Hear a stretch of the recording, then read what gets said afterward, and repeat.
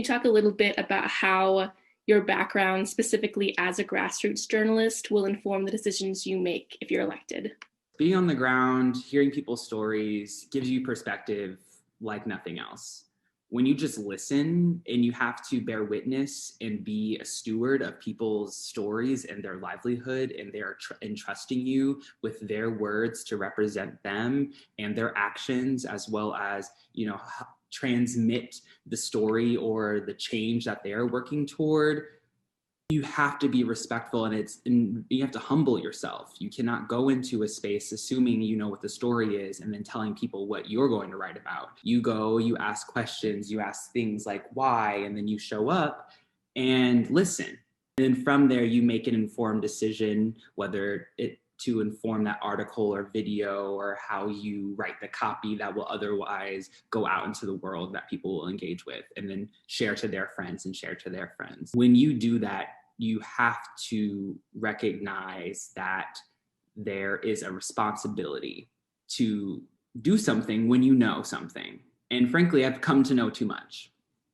The amount of research that I've done, the people that I've seen, the words that I've heard, the stories that I've come across and then put together. I know too much. There's just a point where you're like, okay, well, I wish someone would do something about this. And the person who seems to know something and want something to be done about it is me. I guess I need to do something. When I can trace a lot of our ails to the management and of our city administration at large, that prompts me to think, okay, well, I should run for mayor then, because this then creates a platform for what I'm talking about on a larger scale, because it's not just about North Omaha.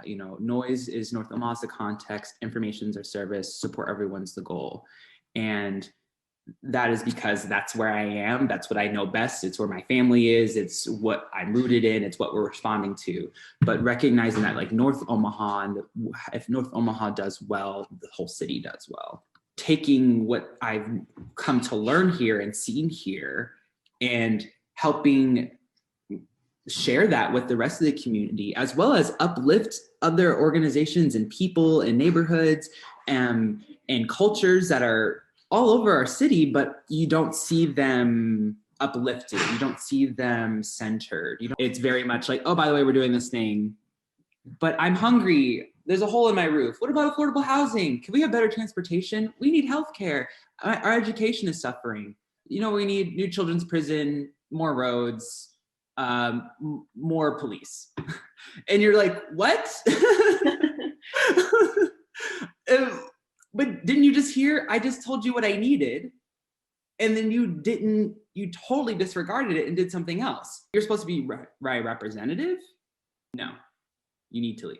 And as a journalist, it's one of those things of like, if someone asks you to do something or shares their needs with you, you're going to do whatever you can to help them get that need met. And it often doesn't even require you to do something for them. It's just to listen.